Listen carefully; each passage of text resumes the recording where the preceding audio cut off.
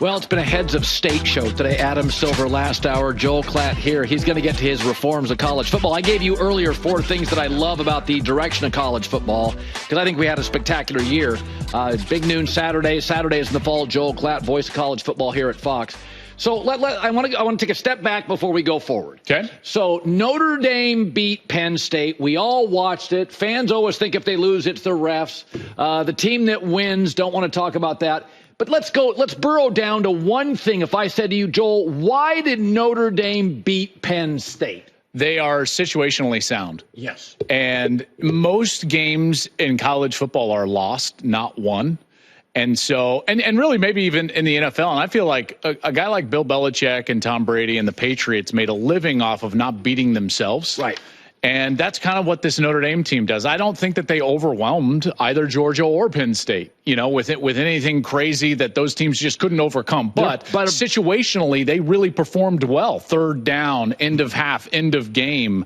And that execution ultimately won the game, at least for me. Why doesn't anybody except me like Riley Leonard? Well, I don't think he can control the game throwing the ball from the pocket. Right. And I think that's what people don't love. But here's what I do love about Riley Leonard.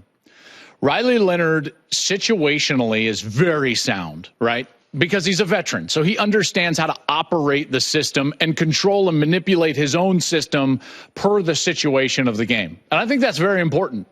He's also a pretty rugged runner. Oh, yeah. And so when you need him to pick up first downs with his legs, he can. And then when called upon, he does throw the ball requisitely down the field to make a big play here or there. Now, do I think he can control the game from the pocket, throwing the football? Probably not. And maybe they don't have quite the wide receiver group to do that. I don't think they do. But in all those other areas, when called upon, he makes plays with his legs, with a scramble, with a timely throw here or there. And his veteran presence, I think, is really important for that team. And I don't think that they're in this situation without him. So Ohio State beats Texas. Big. It felt big and fast. It felt like I was watching, to me, the 2 most talented teams in the country, arguably, with Georgia's up there. Why did the Buckeyes? Let's burrow down to what was the difference? Well, Ohio State's just better than everybody else. And they were better late. And they were better late. And I thought that Texas's path in that game was narrow. Even as talented as they were, I thought it was a narrow path because of the difference in roster. Ohio State has a better defense than Texas has ever seen, at least this season, has seen this season. Their offense can play at a level higher than Texas has seen all season long. And so it was going to be a very specific way that Texas had to win. And guess what? It was happening. Ohio State did not play well offensively and kept shooting themselves in the foot. In fact, 4 times in the first half, they had 2nd and 20. 4 different possessions, they had 2nd and 20, which you can't come back from. So after the Travion Henderson penalty, they kind of stall out. And then Texas is doing what they need to do. They finally figured out Ohio State's defense, namely throwing to the backs into that short side, and they made it a game. And so here it is, and you've executed a blueprint that is a very narrow path. Texas has done everything right. They've put themselves in a position to win, and they still don't win. Why? Well, because Ohio State has playmakers and people that make plays all over the field, both units. So their defensive line stops 1st and goal. Then Caleb Downs stops 2nd and goal. Then Sawyer takes over and tips a pass. Then Sawyer takes over again, and it's a sack, scoop, and score. Yeah. It's not just Jeremiah Smith and this offense that has been relied on in the past. Now they have the best defense in college football. They've got the best front 7 in college football. They've got the best secondary in college football. And that's tough to overcome. Ohio State should be favored. I think they're a hard team to trail because I think they have so much dexterity offensively. The quarterback moves. They can run. They can throw. They can throw deep. They can throw underneath. They also have good edge rusher, Sawyer. Yeah. I think there's an avenue for Notre Dame to win. I think they have to start quickly. What is something, if you were coaching Notre Dame, what is the soft spot on Ohio State that you could manipulate or utilize? That's a good one. I think their offensive. I like that question. Yeah, well, where's this? Every college team, even in the NFL, the Chiefs' offensive line's not great. Everybody's got a soft spot. I think that the soft spot for Ohio State is actually a mental block, and it is the desire to be balanced and or tough. They're too worried about that. I think so.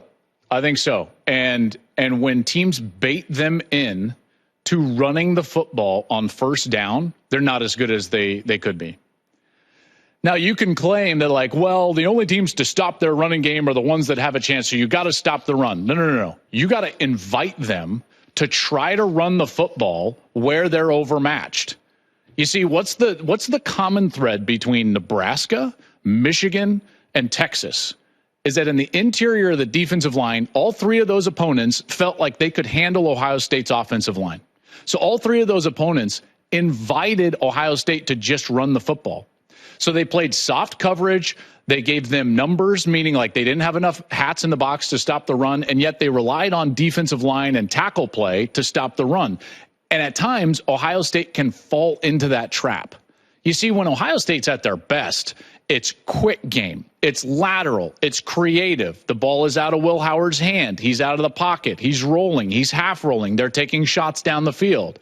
It's not static run game and drop back pass. And in those three matchups, they got into a situation where they were trying to prove they could run the football, and then they were just dropping back and throwing from the pocket. And that's not candidly their strength. Their strength is in their creativity and in their skill on the outside. So their weakness is actually baiting them into a game that they would like to prove themselves in the run game. If I was Notre Dame, I would beg them to run the football on first down. Beg them. Put 5 guys in the box. Beg them to run the football. And then if you can stop it, you got a chance. You survive the first quarter. You beg them to do something that gets the ball out of those skill position players' hands, and that's exactly what Nebraska did. That's exactly what Michigan did. And to an extent, that's what Texas was able to do. You know, it's interesting with Notre Dame. Transfer portal, they have one huge advantage over the country, and I think it's understated. What is it? Because the last time, like every time you talk about Notre Dame on here, you talk about how cold it is, and like this has been devastating for your like northern teams can't win. We'll get to that in a second. So they're the one college football power. Players don't transfer out because you go to Notre Dame for more than just football. It is a chemistry and cohesive advantage. It's almost like everybody else in the NFL has free agency. And like if the Chiefs didn't, we get our players forever, which was like the 1970s NFL, the Pittsburgh Steelers you and I grew up with. It was the same guys for like 8 years, right? And I think this is the way it is. The culture, I thought, for a while hurt Notre Dame. And now the culture, they're rich. The academic umbrella helps them because the players they get are interested in more. Could I make an argument? Well, it helps and hurts, right? I mean, because where's it hurt? The standards, like you still have to. Their academic standards are harder than others. Period. And so that's been a difficulty throughout the past. But once you're there, I do think you're right. There's this idea like you choose to go to Notre Dame. You choose their independence. So once you're in there, you're kind of like, I'm in. Like it's more of a chips in the middle of the table type of commitment to go to Notre Dame. It is a different environment. Totally. 100%. I think that their unique nature and listen, let's be very honest. NIL has completely leveled the playing field. It has been widely theorized that a section of the country was involved in NIL for a long time. Certainly, I've heard, I would submit to you that I never reported that. No. I believed it to be true. There you go. Through the churches. But nonetheless, there are those that now say, hey, everybody can pay players now. Yeah, and listen, the results are bearing that out. I'm watching the game. I said this last year, Michigan. Michigan had more good players than Georgia and Bama and LSU. I watched this year, and I'm like, no, I don't think Texas or Georgia are nearly as good as Ohio State. We have a chance for not only back-to-back Big Ten champions, but remember this. Oregon's rolling, they're going nowhere. Washington, which whenever they have the right coach as a top 10 program, has had a really good by Washington standards recruiting class. Yeah, they have. Penn State's getting everybody back. USC, I know. So Washington had their least talented team in probably 10 years. Oregon's going nowhere. Michigan will not be in a complete rebuild. It'll be the second year. Ohio State will still be Ohio State. Penn State brings everybody back. I don't believe this is just, what a zany year. No, this is the second year in a row I've watched the Big Ten and thought, my eyes tell me they're slightly better than the SEC. I mean, it's certainly leveled off. I think that the SEC is a great conference. Yeah. It's a great conference, and it's probably deeper than any other. Now, you bring up a good point about next year. Though. At the top, and I think that the drafts will still be heavy to the SEC. Yeah. And I'm not going to sit here and not give them their flowers. They're a great conference. They absolutely are. The idea that they are now clearly the best, well, they're just not. I think has died. And you're starting to see that play out. Even Notre Dame was faster and more physical in the second half than Georgia. Yes. And that's why they were able to win the game. Notre Dame's secondary has got NFL dudes. Oh, yeah. Like, great you're watching secondary. them and you're like, Georgia guys are not pulling away. So here's I don't want to bounce around on you, but like the matchup I think is going to be so great because Notre Dame loves to run man coverage, and nobody runs man coverage against Ohio State. They're scared to death to try to cover Jeremiah Smith in man-to-man coverage. It's obvious, right? Because then you have to cover Emeka, you have to cover Carnell Tate, you got to cover all of these guys in man-to-man coverage. Last year in that matchup, there was a low-scoring affair that Ohio State won. Remember, late they drive down and they win. Notre Dame ran man coverage against Marvin Harrison and Emeka Ibuka. They were not scared off from playing their defense against the Buckeyes. I'm so interested to see if they do that again, because they played really well in that matchup last year. Even though Jeremiah Smith is great, he won't be open by a lot, and the pressure will be on Will Howard to make great throws. The blueprint, however, against Ohio State from Michigan and from Texas is to double Smith and invite them to run, which is not exactly Notre Dame's MO, which should be fascinating. I think Monday night's going to be very fascinating. If I was Deion Sanders, Colorado's been fun. But I do wonder, now that I'm in the Big 12, which is you win the conference or nobody's paying attention to you, could I not argue that now is the time to move to the greener pastures of the Dallas Cowboys in the NFL? So you can get fired in 2 years? That's how you view it? What Dallas Cowboy coach doesn't get fired within a few years? Heck, you can win the Super Bowl and get run out. Am I wrong? Well, I think Jerry's more patient than, say, like the Jets, or there are other less patient teams. I mean, Dallas is not If Steelers. you want to go to the NFL, okay, then go to the NFL. Mm-hmm. I don't believe that Dallas is somehow a better destination. In fact, I view it opposite. And I view this is not a Colorado and Dallas thing. This is also just an NFL versus college football. If you find the right fit in college football where you're comfortable and you can win, even in the Big 12, you're going to make a lot more money in the long run and have a lot more power in the long run than going to the NFL. Because even if the NFL can pay you more, maybe per year, that's going to be a short runway, and you have very little to no power. You cannot be yourself. You're not going to turn the Cowboys into your own image. Yeah. If you're Deion Sanders and you've got this fit at Colorado where they've given you the keys to the castle and you've remade the program in your image, Colorado is prime. Prime is Colorado at this point. It is a great fit. He can be totally authentically himself. He can recruit the players that he wants to recruit, and he can build something in the future of college football.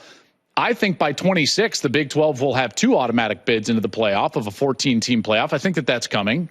And now you've got more access to the playoff. I think that you can have top-end success. It's a good fit. Now all of a sudden he's there 8 to 10 years, getting between $8 and $11 million a year. And now you've made more money in the long run, if it's about money, than going to the NFL. I think that the NFL is a short runway. It really is. And that's proven over and over and over again. Really good coaches in the NFL go to a place, and if it doesn't work out at the top end right away, boom, it's a turnover. Because it's too easy to turn over in the NFL. You can turn over a roster fairly quick. Dump a bunch of guys, go back into the draft, and all of a sudden, a couple of years later, you're back. And you got no power over who you take, what players are in the locker room. I don't know, man. I think being a college coach with a great fit is better than being in the NFL. All right. Quinn Ewers turned down NIL cash and cachet. He declared for the draft. It is a weak quarterback class this year. He'll get drafted. Would you have done that? I wouldn't have, because I think he could have commanded north of $4 million in NIL. And he's probably a 4th-round NFL pick. Yeah, but if you, in his defense, and you brought it up, if you're him, you need a weak quarterback year with the way that this is. So I think he may be reading the tea leaves. Correct. And at that point, maybe this is the time to go out there. And let's face it, like a guy that's played a ton of football, that has had a lot of success, he had a better college career than Brock Purdy. Is Arch Manning any good, or is it just the name thing? No, Arch is very good. He's mobile. There were points during this season that I thought that they should have put Arch in the game. All right. He's more mobile. I think that he drives the football into smaller windows down the field. Okay. He's got a much higher ceiling. Quinn was very experienced and veteran. It sounds like a knock against Quinn. I'm not trying to knock Quinn. I think Quinn's done an excellent job. Being a middle round quarterback, let's say he gets even selected like back into the 2nd or 3rd round. If he goes to a team that actually has a plan or a veteran or some semblance of success around him, like, he could easily find himself on the field. He's experienced enough, he's smart enough, and he's good enough. Like I said, he had a better college career than Brock Purdy. So you go to the right situation, maybe that's what he's thinking, is there's a better chance to go to the right situation in a quarterback draft that is not strong.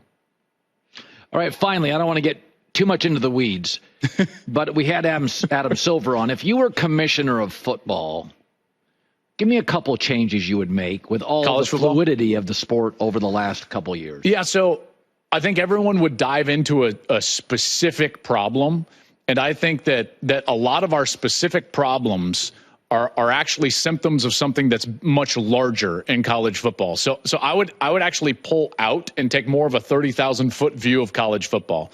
If I was commissioner, the very first thing that I would do is everything in my power to separate roster building and competitive season.